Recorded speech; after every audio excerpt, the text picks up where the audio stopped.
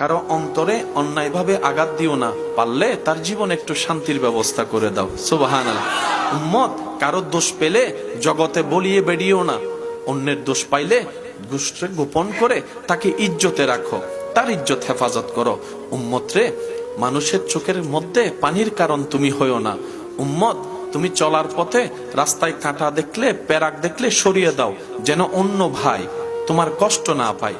উম্মত রে, এক কথায় পৃথিবীর মালিক আল্লাহ তোমাদের কাছে আমানত দিয়েছে, আমানতদারিকে আমানতের মধ্যে রাখো। পৃথিবীকে ধ্বংস করিও না, পৃথিবীকে নষ্ট করিও না, পৃথিবীকে অশান্তি করিও না। কোরআন যে কথা বলে, লা তুফসিদু ফিল আরদে, রব বলে আমার জমিনে তোমরা ভাড়াটিয়া থাকতে দিয়েছি, মালিক কাউকে বানাইনি। সুতরাং জমিনে তোমরা ফাসাদ করিও না, অশান্তি করিও না, তর্ক বিতর্ক করিও না, জামিলা করিও না, রক্তপাত করিও না। একদিন তো আমি রবের কাছেই তোমাদেরকে ফিরতে হবে। নবী বলে, উম্মত রে, যেভাবে পারো অন্যকে ভালো রেখে নিজে ভালো থাকো। হাজার ব্যস্ততার ভিতরে তোমার রিজিক দাতার দরবারে সিজদা দেওয়ার সময় বের করো।